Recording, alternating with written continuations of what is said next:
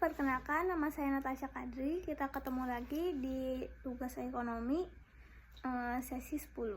Di sini saya mau jelasin jawaban-jawaban saya. Saya bakal jelasin buat soal nomor 1. Di sini suruh jelasin bagaimana resiko dan pengembalian berhubungan dalam investasi. Mengapa investor yang menginginkan pembelian tinggi seringkali harus siap menghadapi resiko yang lebih besar. Terus juga disuruh kasih contoh jenis investasi dengan resiko tinggi dan resiko rendah, dan jelaskan mengapa resiko tersebut berbeda. Jadi resiko dan pengembalian itu berpasangan. Semakin tinggi return yang diinginkan, biasanya resiko makin gede. Soalnya investor itu harus dibayar lebih gitu untuk mau ngambil resiko. Contohnya, resikonya buat yang resiko tinggi itu ada saham, kripto, yang berupa hanya fluktuatif. Terus sementara resiko rendahnya itu ada deposito, obligasi pemerintah, karena itu lebih stabil dan dijamin. Beda risiko karena tingkat kepastian hasilnya itu beda. Terus juga buat nomor 2-nya itu mengapa diversifikasi itu dianggap sebagai salah satu strategi dalam mengelola resiko investasi. Terus disuruh jelasin bagaimana seorang investor dapat menggunakan diversifikasi untuk meminimalkan resiko portofolio mereka. Terus juga disuruh contoh nyata tentang bagaimana kombinasi investasi dalam saham, obligasi, dan real estate itu dapat memberikan manfaat diversifikasi. Jadi nomor 2 itu diversifikasi itu menyebar investasi ke beberapa aset supaya kalau satu turun yang lain juga bisa nutup. Itu caranya gabungin saham, obligasi, real estate dalam satu portofolio. Contohnya itu saham volatil itu, terus obligasi stabil, real estate-nya lebih tahan inflasi. Kombinasi ini bikin resiko total itu jadi lebih kecil. Terus buat nomor 3 itu jelasin konsep likuiditas dan investasi. Terus mengapa likuiditas menjadi pertimbangan penting bagi seorang investor, terutama dalam situasi darurat atau kebutuhan mendesak. Terus disuruh kasih contoh investasi dengan likuiditasnya tinggi dan rendah, serta dampak terhadap keputusan investasi.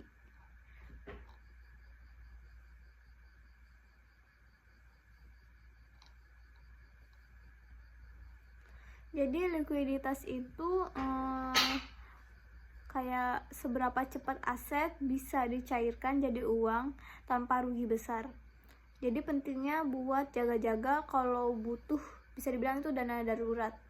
Jadi kalau likuiditasnya tinggi itu kayak tabungan, saham blue chip yang cepat dijual. Terus likuiditasnya rendahnya itu properti, karena dia butuh waktu buat jual. Jadi semakin liquid semakin fleksibel buat kebutuhan mendadak.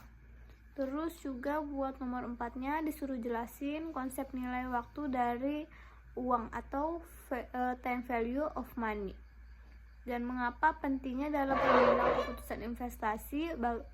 Terus bagaimana konsep ini dapat mempengaruhi keputusan seorang investor untuk memilih antara investasi jangka pendek atau jangka panjang.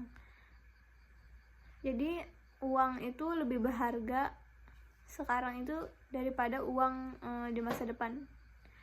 Itu karena bisa diputar untuk return. Ini penting buat nentuin mau investasi jangka pendek atau panjang. Kalau return masa depan itu tidak bisa lebih besar dari nilai yang sekarang, maksudnya dari nilai mata uang yang sekarang. Buat nomor 5 itu bagaimana kondisi ekonomi makro seperti inflasi dan suku bunga dapat mempengaruhi kebutuhan investasi. Terus juga contohnya bagaimana peningkatan investasi atau perubahan tingkat suku bunga dan pengaruhi daya tarik investasi tertentu termasuk obligasi atau saham. Jadi inflasi tinggi itu bikin nilai mata uang tuh jadi turun. Itu contohnya itu kayak di Zimbabwe ya, itu yang mata uangnya udah segede-segede ini. Itu kalau kita beli barang, jadi mata uang di sana tuh kayak udah nggak ada harganya gitu loh buat beli barang. Itu contohnya, jadi kayak satu lembar itu kayak udah nggak ada harganya. Itu karena inflasi udah tinggi. Jadi investor itu cari aset yang bisa ngalahin inflasi, misalnya saham, emas, kayak gitu sih. Terus juga suku bunga. Kalau suku bunga naik, obligasi lama jadi kurang menarik, pindah ke deposito. Kalau suku bunganya turun, orang lebih suka beli saham atau properti karena biaya modal juga lebih murah. Buat nomor 6, investasi berkelanjutan dan ESG. Apa yang dimaksud dengan investasi berkelanjutan atau basis ESG? Terus juga mengapa aspek keberlangsungan menjadi semakin tinggi bagi investor modern? Terus dengan pendapat Anda, apakah perusahaan berfokus pada ESG itu lebih menarik bagi investor jangka panjang dibanding perusahaan yang tidak mempertimbangkan faktor-faktor ini? Jadi ESG itu dia itu investasi yang mempertimbangkan aspek lingkungan sosial dan tata kelola. Penting karena investor sekarang itu lihat perusahaan yang bertanggung jawab cenderung lebih stabil dan tahan resiko jangka panjang. Jadi menurut saya itu perusahaan yang fokus ESG itu lebih menarik buat investor jangka panjang karena reputasi dan manajemennya juga lebih baik.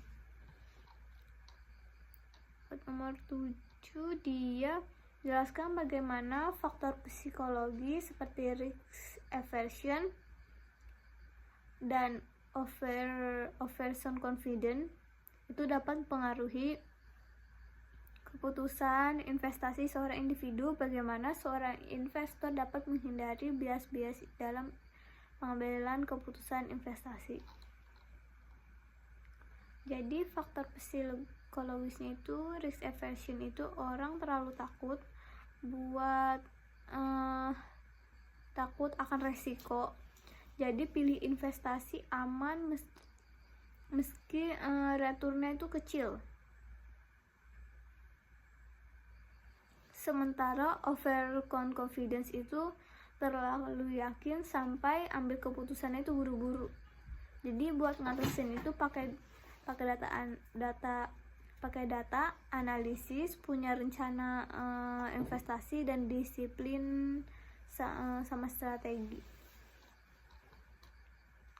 Buat nomor 8 itu jelasin bagaimana perubahan suku bunga dapat mempengaruhi daya tarik berbagai jenis investasi seperti saham, obligasi, dan properti. Mengapa suku bunga lebih sering kali mendorong lebih banyak orang untuk berinvestasi di pasar saham atau properti? Jadi kalau suku bunga naik, deposito dan obligasi ini jadi lebih menarik. Nah, sementara buat saham itu bisa turun. Kalau suku bunganya rendah, orang-orang pindah ke saham atau properti karena return depositnya itu kecil. Itu sebabnya pasar saham itu rame pas lagi bunganya rendah. Buat nomor 9, jelasin konsep net present value dan bagaimana konsep ini digunakan untuk menilai kelayakan proyek investasi. Mengapa PVN positif itu menunjukkan bahwa proyek layak dijalankan. Terus disuruh kasih contoh sederhana buat nunjukin perhitungan PVN. Jadi PVN itu nilai sekarang dari aliran masa depan dikurangi biaya awal. Jadi kayak gini nih guys gambarannya. Oke. Jadi NVP itu nilai sekarang dari aliran kas masa depan dikurang biaya awal. Jadi NVP positif itu sama dengan proyek menghasilkan lebih banyak dari modal yang dikeluarkan layak. Jadi contohnya investasi 10 juta terus dapat 12 juta setahun lagi. Terus jika diskon rate-nya 5%, NVP-nya itu sama dengan 12 juta 1,05 ini dari 5%. Kenapa enggak 0,05%? Itu karena satunya itu dari suku bunga, maka setiap bunga itu setiap tahunnya itu naik, makanya satu ini hitungan per 1 tahun itu dikurang dengan 10 juta, maka hasilnya itu 1,14 juta layak. Oke.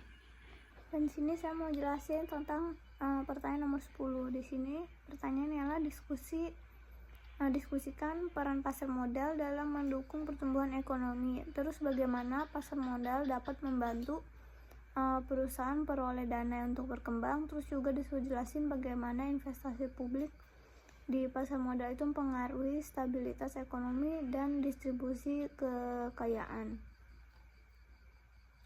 Jadi pasar modal itu membantu perusahaan dapat dana lewat saham atau obligasi buat ekspansi. Jadi investasi masyarakat bikin ekonomi lebih stabil karena dananya itu terus berputar. Jadi dampaknya itu ke distributornya itu, jadi kekayaannya masyarakat bisa ikut punya bagian dari perusahaan lewat saham. Sekian dari saya. Terima kasih.